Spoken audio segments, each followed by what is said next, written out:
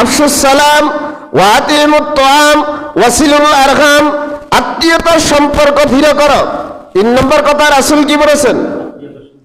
আত্মীয়তার সম্পর্ক দৃঢ় করো।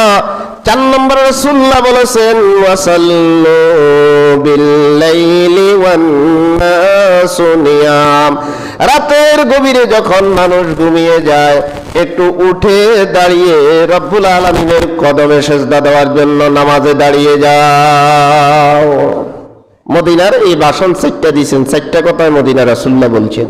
এই 4টা কথা, আমি তো হাদিস বেশি লাগে না, এই 4টা কথার আমল করলে এই সমাজে হানাহানি ঝগড়া ফাসাদ এগুলা থাকেনি, কথা কয় না, থাকে না। লা ইলাহা ইল্লাল্লাহ, জোরে জোরে লা ইলাহা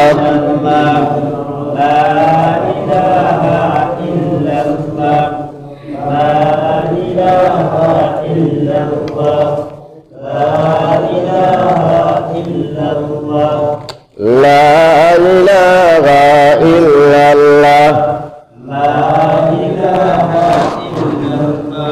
লা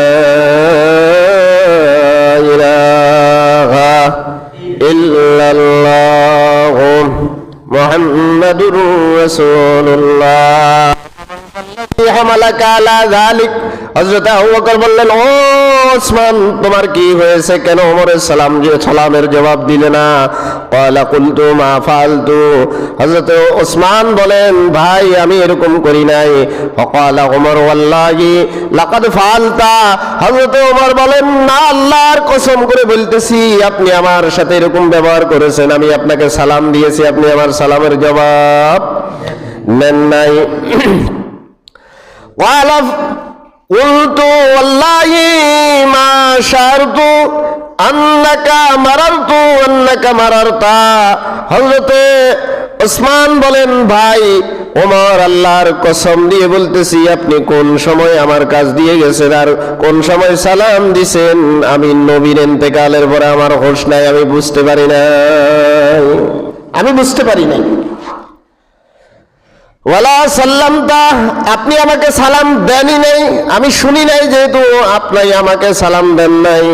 হযরত আবু বকর বললেন, ক্বালা আবু বকর রাদিয়াল্লাহু তাআলা আনহু সাদাকা ওসমান। হযরত আবু বকর বললেন, ওসমান যা বলেছে শতভাগ সত্য বলেছে।